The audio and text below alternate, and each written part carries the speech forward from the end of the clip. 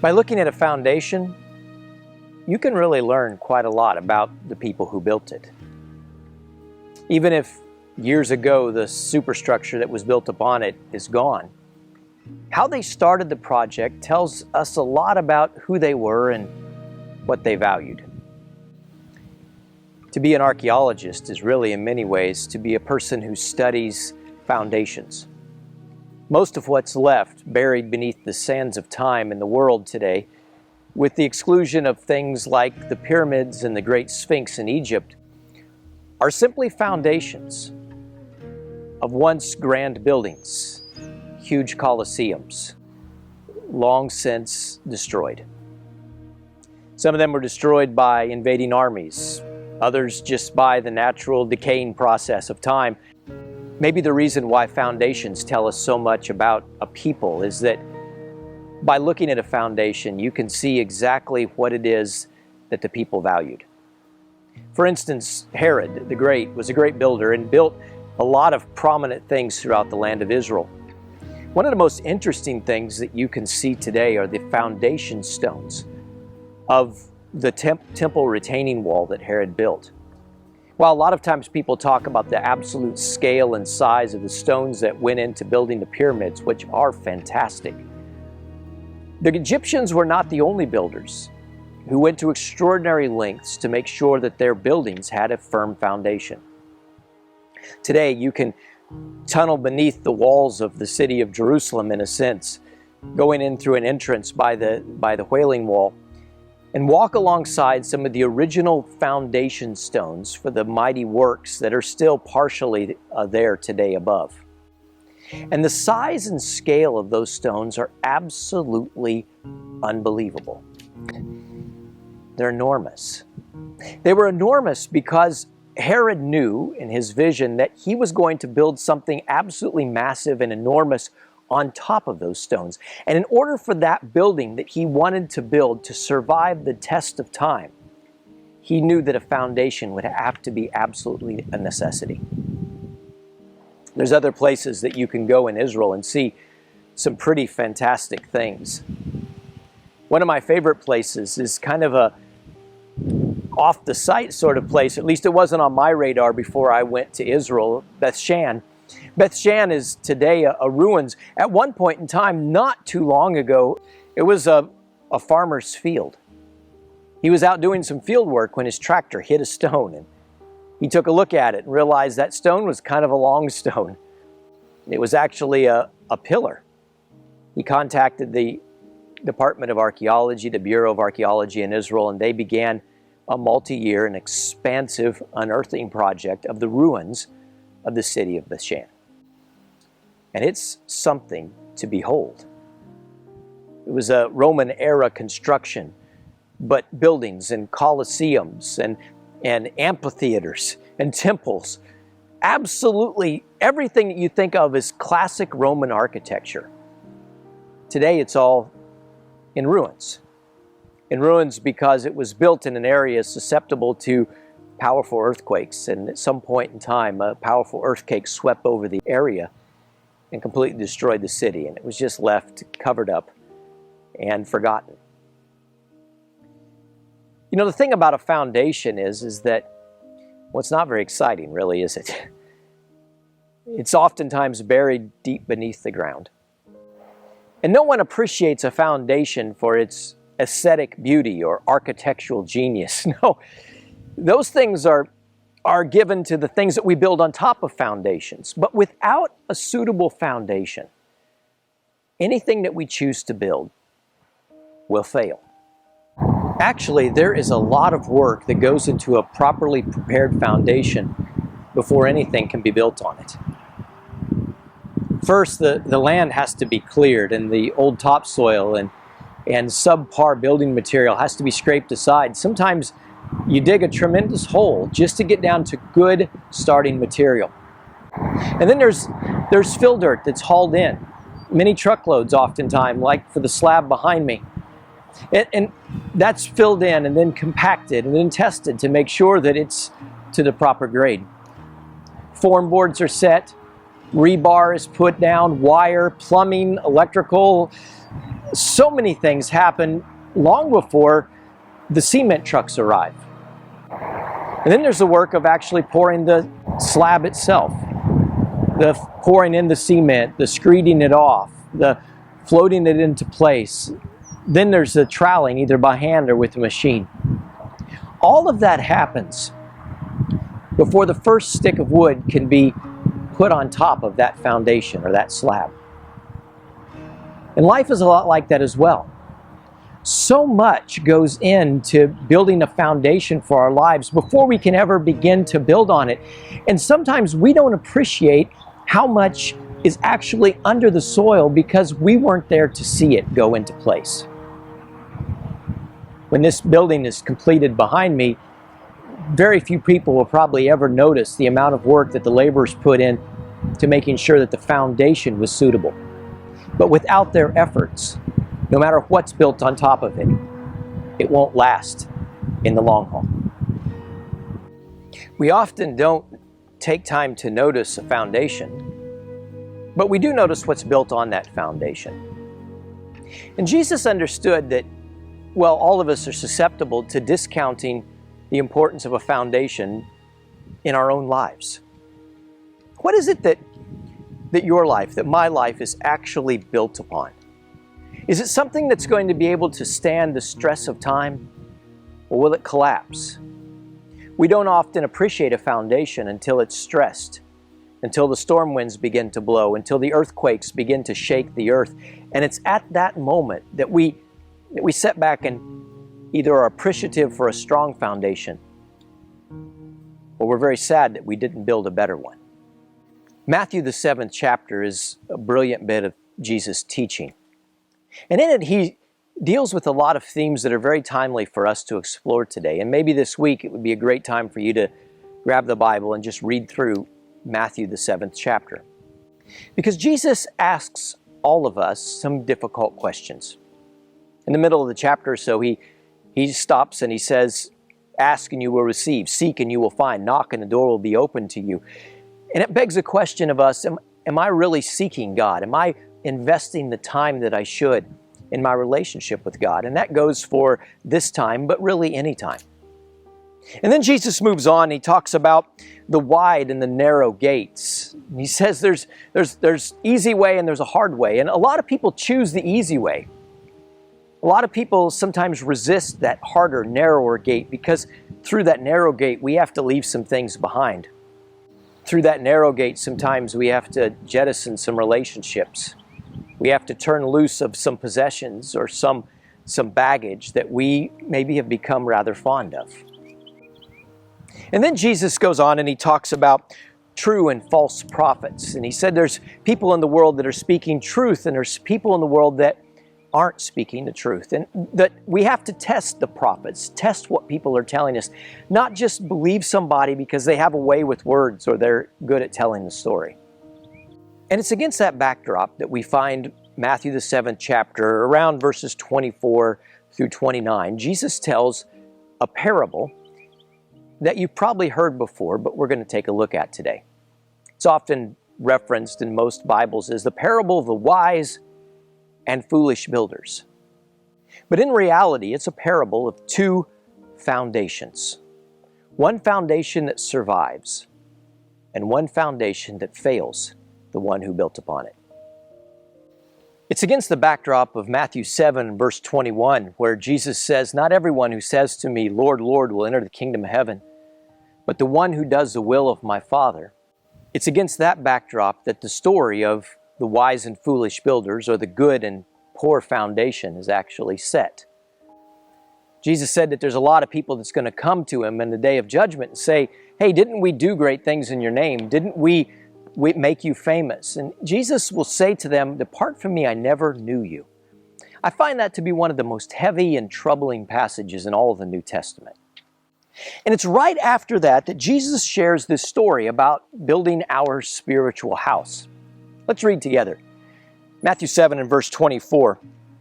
He said, "Everyone then who hears these words of mine and does them will be like a wise man who built his house upon a rock." Now, let's stop for a moment and talk about what Jesus is actually talking about here. Sometimes as preachers, we can take this story and we can pull it in all kinds of ways and shapes that probably aren't fair. Jesus tells us exactly the context that he wants us to appreciate this story from. And that context is this. He said, everyone who hears these words of mine and who does them. There's a difference between hearing and listening, isn't there? Michelle tells me this all the time because I can hear relatively well, but listening is something I struggle with. She'll tell me something and then she'll say, "Hey Jason, are you listening?" And a lot of times the truth is that I've zoned out, or I'm paying attention to something else, or I'm lost in a thought somewhere, or I'm distracted by something. And Jesus is reminding us that it's important not only for us to hear with our physical ears, but to listen with our hearts. And so he said, hey, everyone who hears what I've just told you, these words of mine, everyone who's focused and takes time to actually apply the things that I've just talked about, much of which we read in the first verses of Matthew, the 7th chapter, is like a certain kind of individual. He said he's like a wise man, who built his house on a rock.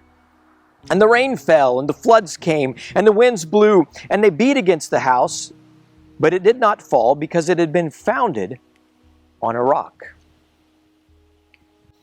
Jesus is talking here about two different kinds of building material. Some of it's rock, and some of it, we'll notice in a moment, sand.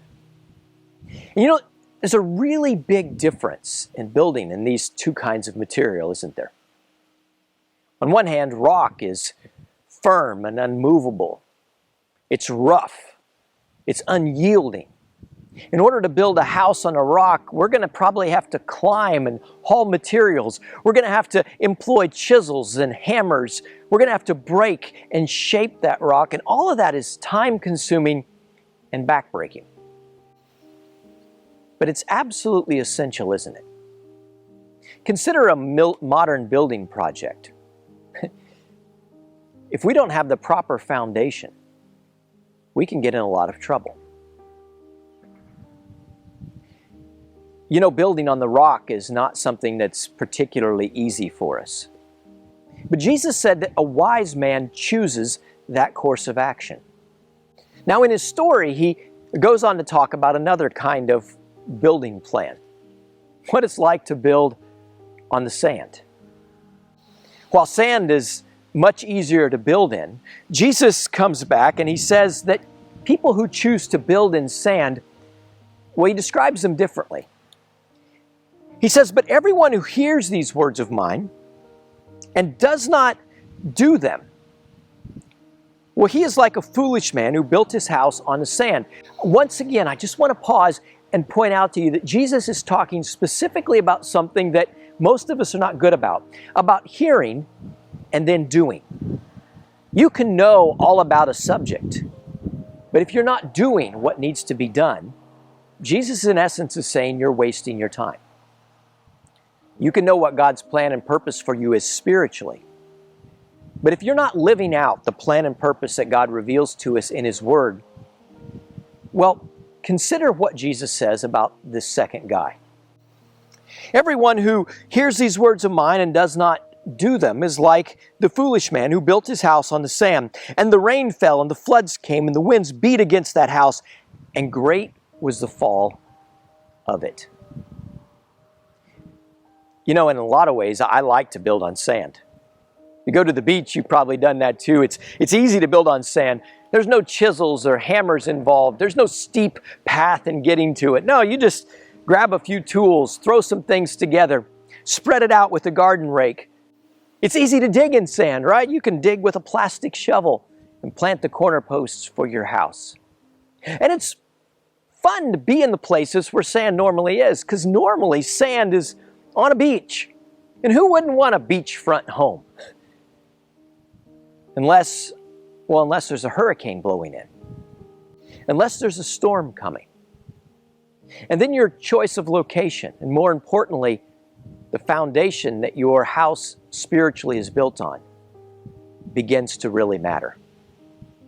Because as those skies begin to darken and those winds begin to increase, it's then that where you built your home will make all the difference. And Jesus said, the foolish person, the person who hears but doesn't do, is like a man who builds his house on the sand. And it's all fun while the weather is sunny and the skies are blue and the breezes are gentle.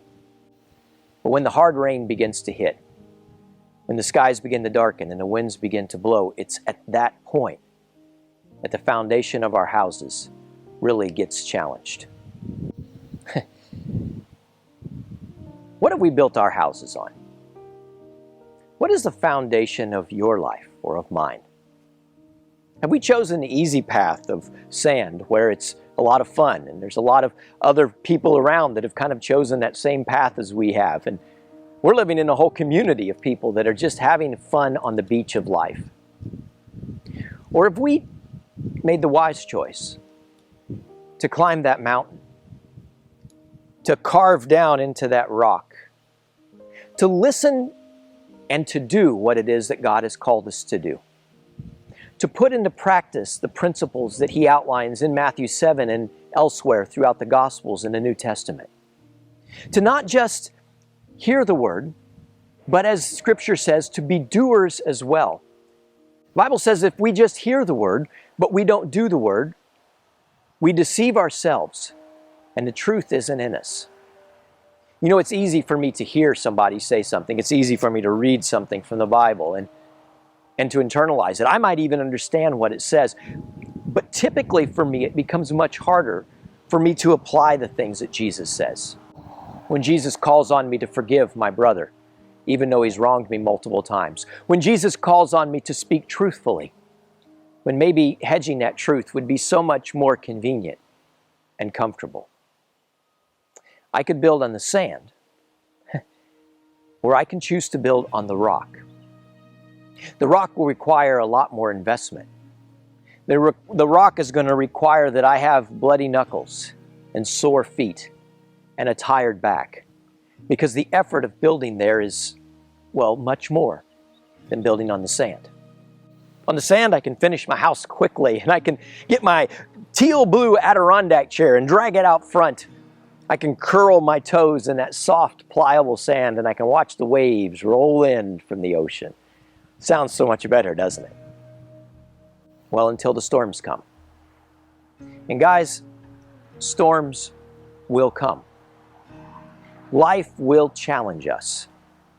And what we do in those challenging moments, how we've prepared to weather the storm, long before that moment when the first raindrops begin to fall, make all the difference.